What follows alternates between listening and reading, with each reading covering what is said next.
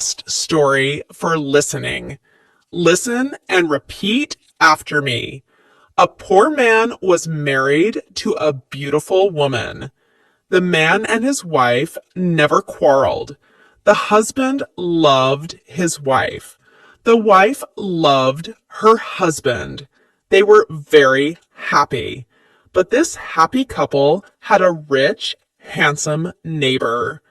He saw the poor man's beautiful wife, and he fell in love with her. I want to marry her myself, he thought. Every day, when the woman's husband was working in the fields, the rich man went to the poor man's house. "You're a beautiful woman," he said to the poor man's wife, "but your clothes are old. Why doesn't your husband buy new, pretty clothes for you? I'm sure he doesn't love you. If he loved you, he would buy wonderful clothes for you. Divorce him and marry me. I will buy you beautiful new clothes, the best in the land. Then you will be the most beautiful woman in Ethiopia." At first, the woman didn't listen to the rich man, but he came to her house every day, and every day he said the same things. At last, she began to think, perhaps my neighbor is right. Why doesn't my husband buy beautiful new clothes for me? Perhaps he doesn't love me.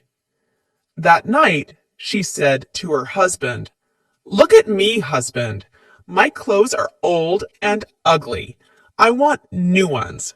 Buy me some new clothes." Her husband smiled at her. "You don't need new clothes," he said. "You are the most beautiful woman in the world to me." She was angry. "Don't you love me?" she said. "If you love me, buy me a new dress." Her husband loved his wife, and he wanted to please her. "I have only a little money," he thought, "and I need a new plow. But I want my dear wife to be happy."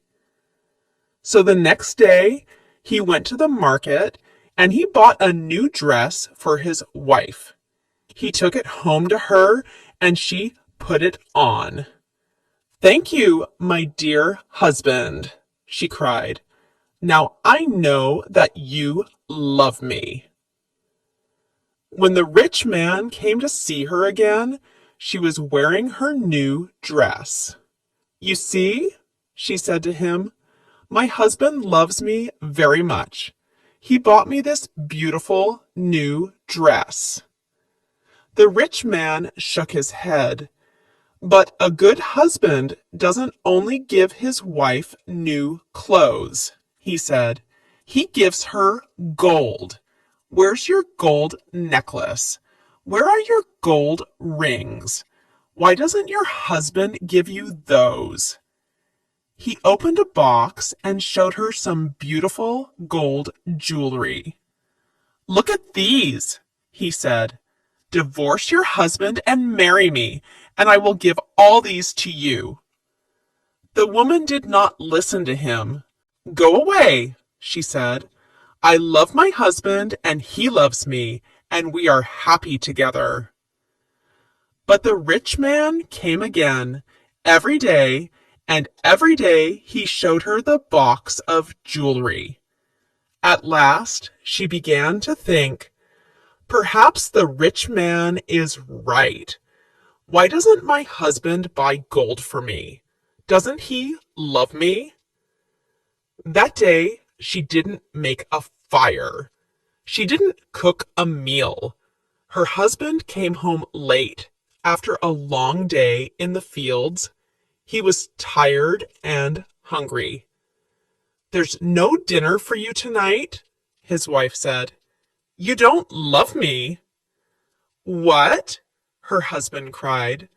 "But my darling, I love you more than anything. You are the most wonderful person in the world. Then why don't you buy me some gold jewelry? She said. When a man loves his wife, he gives her a gold necklace and rings for her fingers. Her husband looked worried. I spent money on her new clothes, he thought. How can I find more for gold? I'll go and see my brother. Perhaps he will lend me the money. I must buy gold for my dear wife. I want her to be happy. The next day he went to visit his brother. Lend me some money, brother, he said, and I will work for you in your field. All right, his brother said, but you must work hard. There are many stones in my field, and you must move them all away. Her husband agreed and took the money. He went to the market and bought some gold jewelry. Then he took it home to his wife. His wife was very happy. She put the necklace round her neck and put the rings on her fingers. Look at me, she said. Am I not beautiful? You're very beautiful, her husband said. If you are happy, I am happy. She put her arms round his neck. Thank you, my dear husband, she said. Now I know that you love me. The next day, her husband went out very early, before the sun rose in the sky. He ran to his brother's field. It was covered with stones. I must work very hard now, he thought. I must start early and stop late. I must pay my debt to my brother. His wife was working happily at home. I'll make a wonderful dinner for my husband tonight, she thought. He gives me wonderful presents. He works hard for me. I know that he loves me. Hello? A voice called out.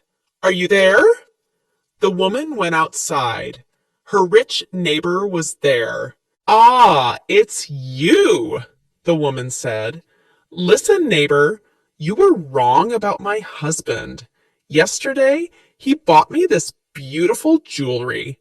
He loves me very much, and I love him. I will not divorce him. I will not marry you.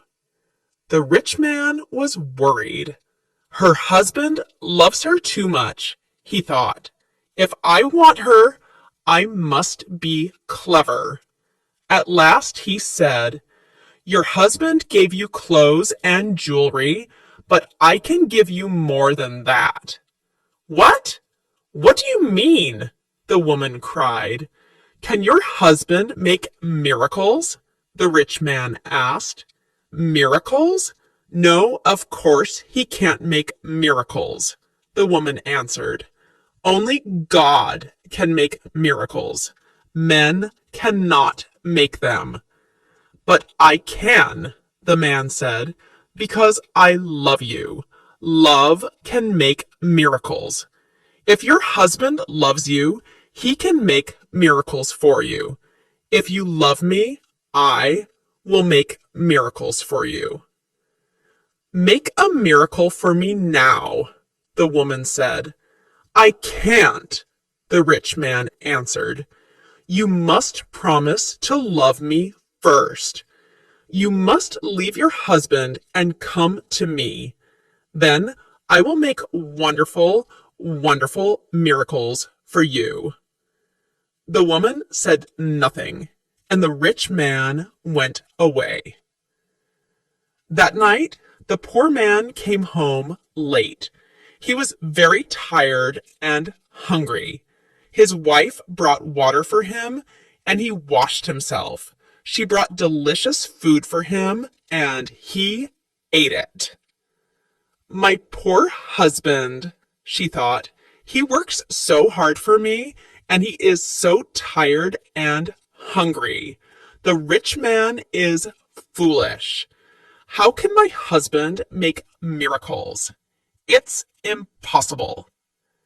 But the next day, and the day after, and the day after that, the rich man came to her house again.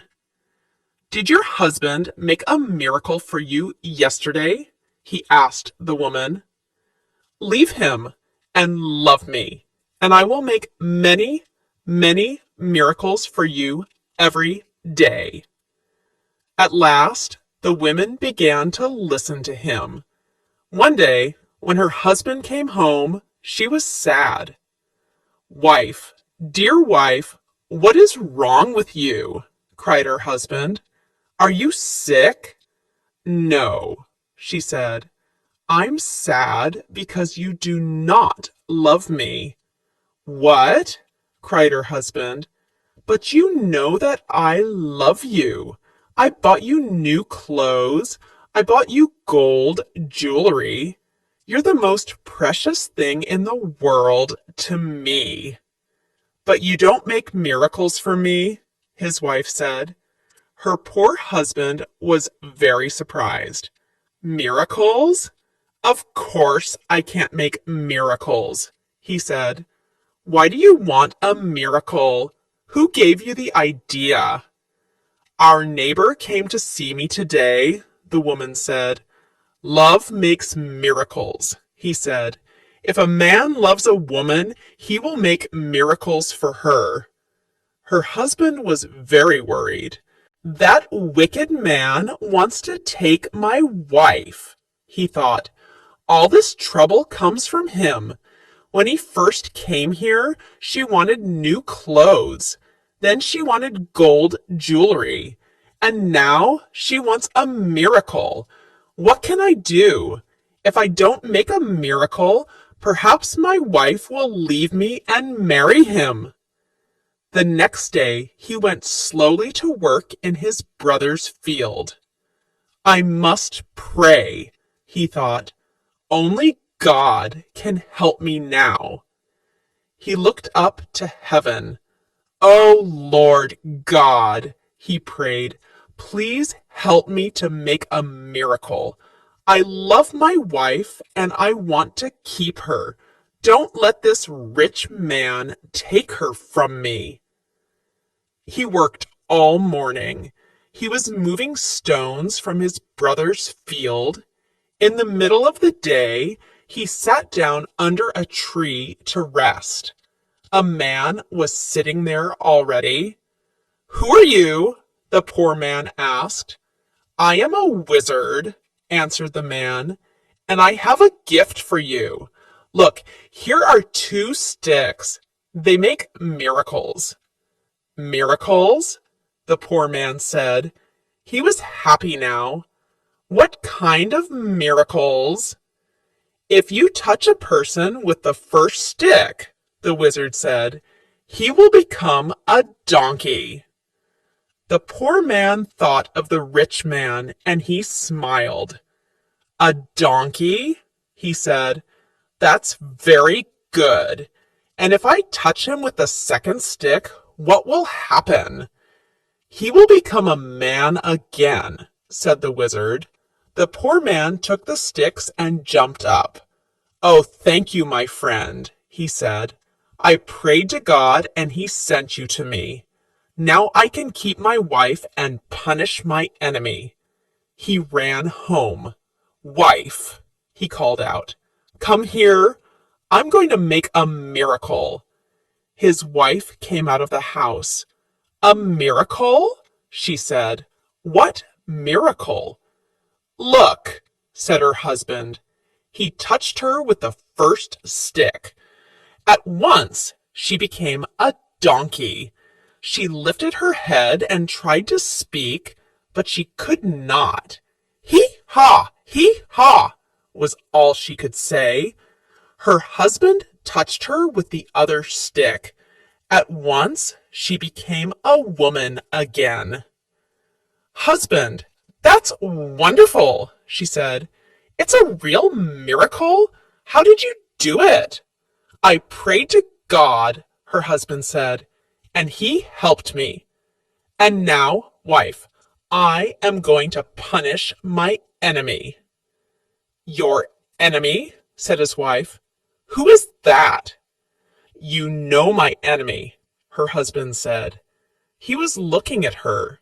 He wasn't smiling now. "It's the rich man, our neighbor. He comes to our house when I am working in the fields. He gives you bad ideas. Ask your husband for new clothes, he says. Ask him for gold jewelry. Ask him for a miracle. Am I right?